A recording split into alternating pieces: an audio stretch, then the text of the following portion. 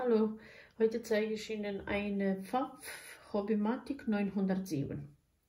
Die Nähmaschine ist so optisch, also sie sieht gut aus, ist gut erhalten und so kurz über die Nähmaschine. Hier ist zum Rückwärts oder Vernähen. Dann hier haben Sie bis zu Nummer 6, das sind die Stichlänge, und wenn man das zurückdreht, da ist Knopfloch. Vor Knopfloch haben Sie diese A, B, C, also A linke Seite, B ist dann vorne und also vorne und hinten, kann man so sagen, vielleicht zum Knopfloch, und dann rechte Seite. Dann befindet sich hier, D ist kleiner Zickzack, ist, ich glaube, 3 mm, dann 5 mm und 6 mm, so ungefähr. Es steht im Buch, wie breit sind die Zickzacks. Dann gerade Stich, das kann man benutzen als Blindstich, wenn man die Säume bei Röcke und so elegante Hose macht, dass man diese Stich nicht sieht, heißt Blindstich. Und dann dreifache Zickzackstich. Hier ist Knopf zum Regulierung der Oberfaden. Dann hier ist eine Garnhalter, hier ist zweite. Dann hier befindet sich zum Aufspülen, und da dreht man auch wieder drinne zum Ausspülen. Ich habe schon auf diese Spule diese Garn schon ran gemacht, weil ich habe immer Probleme damit, diese kleine Loch, diese Faden da zu bringen. Und dann einzige, was man hier machen kann oder soll, und hier ist um diese Metallrad hier, und dann durch diese Spule schieben und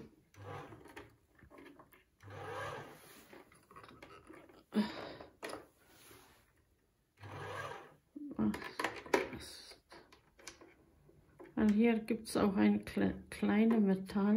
Achso, so. Und da gibt es auch eine kleine Metall. Ich zeige Ihnen, wenn das jetzt fertig ist. Und wenn es nicht gut drauf sitzt, dann will nicht sich drehen. Ich halte immer ein bisschen Faden, dann ist mehr fest auf die Spule, weil die Garn wackelt die ganze Zeit. Deswegen halte ich ein bisschen.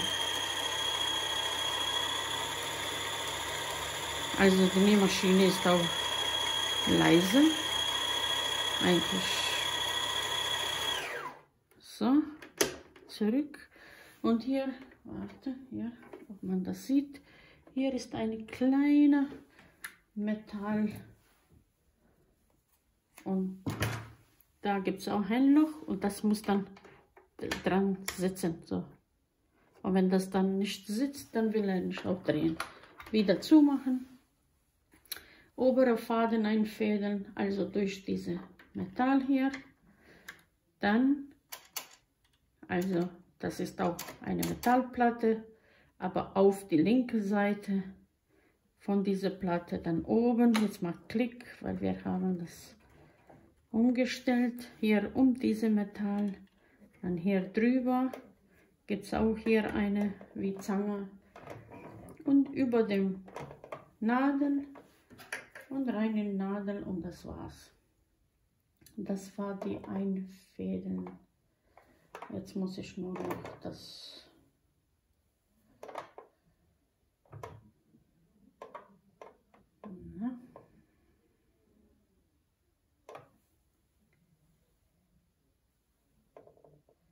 Ich habe extra die gekauft für die Faden in Nadel reinzubringen.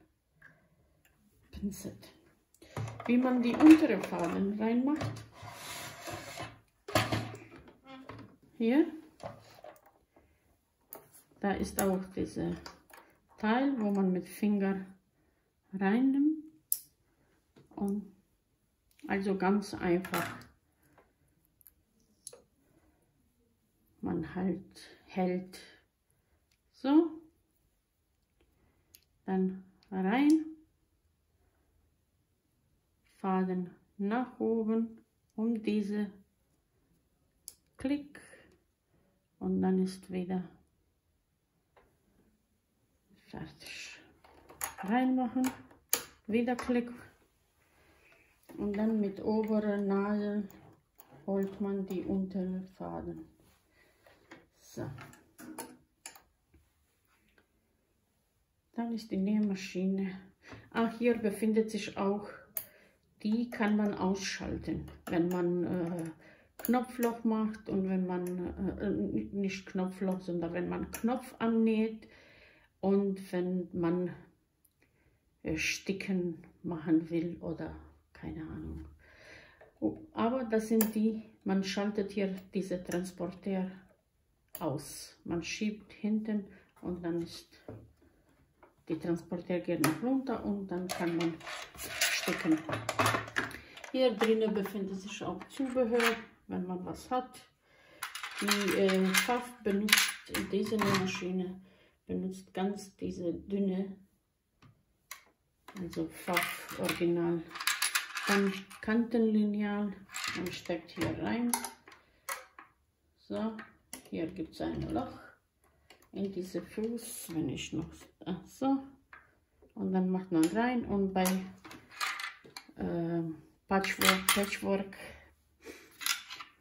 dann Glattfuß, also Leder und sowas, Blindstichfuß für Röcke und Saum unten, Hose, das ist für Reißverschluss und das ist für Knopfloch und hier diese kleine benutzt man zum hier aufmachen. Also man drückt hier ein kleines Loch und dann geht die Platte hoch, da kann man dann auch reinigen. So, das ist Standardfuß und die benutzt man meistens für alles Mögliche. So, jetzt fangen wir mit gerade Stich. Ich habe hier auf 5 gemacht und dann hier machen wir auf 2,5 und dann mit gerade Stich.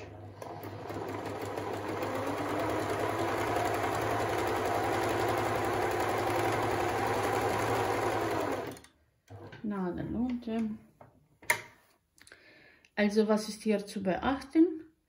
Wenn man die drückt jetzt, Beispiel, das geht auch sofort. Von oben hier unten geht einfach. Aber wenn man jetzt die obere will, dann muss man hier B drücken.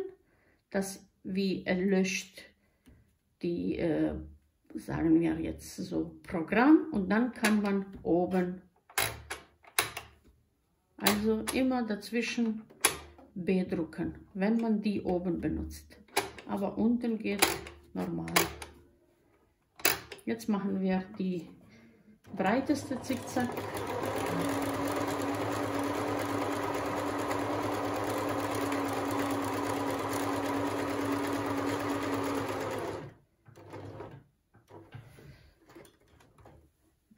Unten. Dann machen wir diese kleinere. Ich glaube, die sind 3, 5 und 6 Breiten. Dann wieder unten umdrehen und dann hier 3 mm. Aber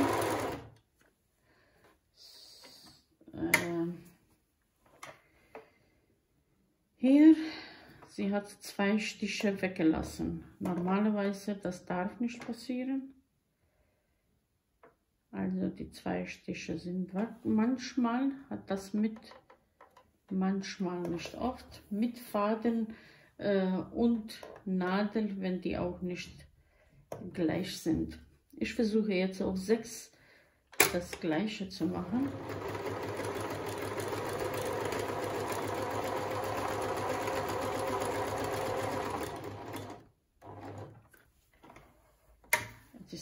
zweimal passiert.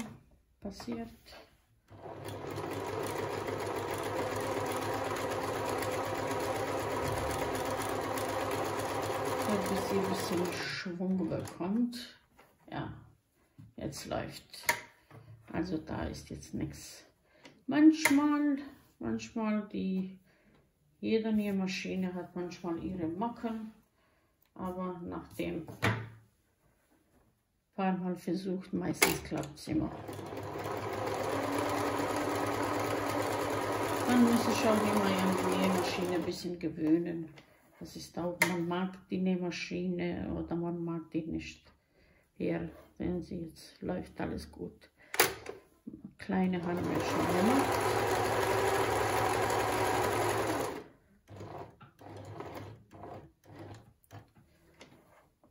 So. Und wenn man jetzt die macht, muss man B drücken und dann, das benutzt man für also Saum bei Hose und Röcke, alles Blindstich, glaube ich, heißt auch so. Blindstich, ich mache jetzt ein bisschen kleiner.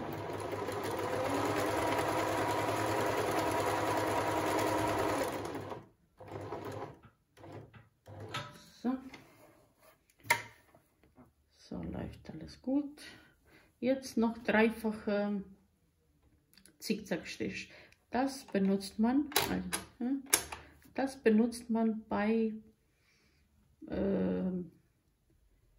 verschiedene Stretch oder Jersey Stoffe, Badeanzüge, diese enge Hose, wie Sporthose und sowas. Also wenn was sich dehnen muss und noch stark zu bleiben.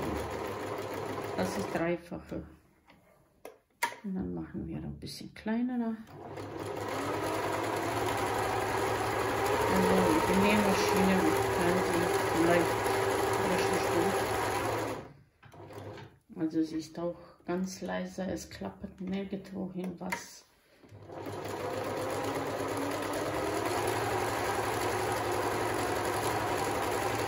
Ein bisschen mit drehen.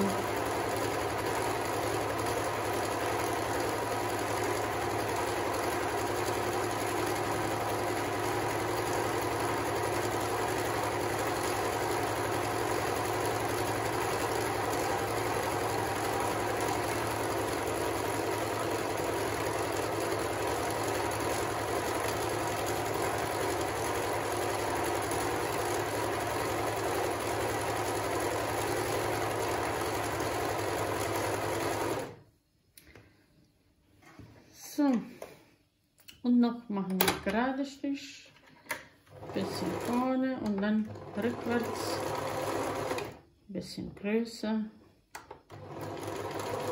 es geht schneller. Und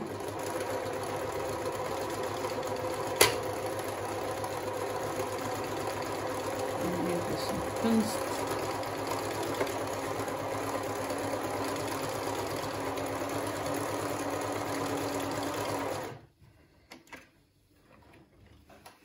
So sieht das alles aus. Also einzige, was so sieht das aus. Von vorne und von hinten sieht alles perfekt aus. Nur die, wo war das? Hier und hier die zwei waren Unterbrechung, kann man so sagen. Und ich habe dann auf 6 gemacht. Wenn die Faden unten viel Faxen macht, viel Salat, also meistens ist das die Ursache, wenn man hier falsch einstellt oder wenn das gut eingestellt ist. Normalerweise geht immer so zwischen 3 und 5 ist so Standard. Und wenn Sie jetzt alles hier auf 4 gemacht haben und unten macht die Faden Salat, okay, dann ist schuld die obere Faden. Also dann muss die hier etwas wieder eingestellt. Beispiel jetzt, ich versuche, wenn man auf 2, jetzt spinnt sie nicht, aber normalerweise viele Maschinen werden bei 2 hier schon oder 1 unten zu viel Faden haben. Aber die, doch hier. So sieht dann das aus. Sehen Sie? Und desto hier lockerer, desto untere Faden schlimmer ist. Und deswegen immer dann auf 5. Wenn das kaputt ist, dann können Sie ruhig auf 7, 8, 9, bis das nicht repariert werden. Normalerweise, wenn Sie das alles machen, immer darauf achten, die Fuß hochstellen und erst Einfädelung machen. Weil sonst, wenn die Fuß unten ist, das ist jetzt hier fest, dann die Faden kommt nicht dadurch rein. Also die Faden muss hier auf diese Seite rein. Und wenn die Fuß unten ist, das kommt nicht. Die Faden kommt nicht. Wenn die Fuß oben ist, sehen Sie, das bewegt sich und die Faden kann dann durch diese richtig durchgehen und dann, wenn man nach unten macht, das ist fest. Das verursacht auch viele Probleme und wenn man das einmal weiß und gelernt hat, dann hat man weitere Probleme sich erspart. Die kann man hier aufschrauben. Also durch dieses Loch hier oben gibt es einen Schrauber, kann man aufmachen und hier unten nur ein bisschen 1- oder 2-mal drehen, nicht ganz aufmachen. Und das kann man abziehen. Und dann, wenn man die Glühbirne wechseln will oder wenn man das reparieren will, wenn das kaputt ist. Diese Nähmaschine geht auch ohne viel Schrauber, kann man die aufmachen. Sie hat hier nur 2, hier drinnen 1 und dann hier drinnen 1, da drinnen. Von diesem Teil sind 4, wenn man die 4 aufmacht, aber nur die 4, 2 hier, 2 unten, aufmacht, die ganze Platte geht weg. Dann machen Sie diese hier drinnen und von hier unten gibt es noch 2. Und dann kann man das alles abmachen. Die Platte macht man auf. Hier, wenn dieser untere Teil weg ist, hier ist eine Schraube, kann man aufmachen und diese Platte dann aufmachen. Und diese Deckel ist nur mit dieser 2 Schrauben abmachen, sauber machen, reinigen. Die Platte kann man auch abmachen, reinigen. Ich habe Ihnen gezeigt mit dieser zum Knopfloch, also die, wo ein Teil ist. Hier hinten befindet sich eine rote Plastikteil, das drückt man und wechselt man auch so Fuß. Und das gleiche macht man, wenn man die reinmachen will. Also festhalten, diese rote Knopf drücken und dann ist und das gleiche. Hier macht man dann so auf, da rein in diese kleine Loch und dann das geht ab und da drinnen können Sie dann reinigen. Mit einer kleinen Bürste alles reinigen, bisschen ölen und wieder zurück. Ich nehme das jetzt Faden unten weg erstmal, dass die nicht stört. So. Und dann die rein und hier richtig drücken und nach unten. So sieht da unten aus. Wenn man das dreht, immer auch ein bisschen reinigen, bisschen Öl rein. Und eigentlich läuft alles prima. Das ist über die Hobbymatic Pfaff 907 eigentlich alles gesagt, denke ich mir.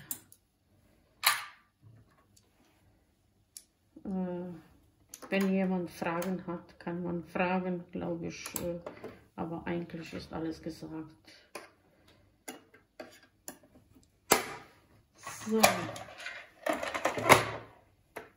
Vielen Dank fürs Zuschauen und Zugucken und Liken und Teilen. Bis zum nächsten Mal. Pfaff Hobbymatic 907. Liebe Grüße. Bis nächstes Video.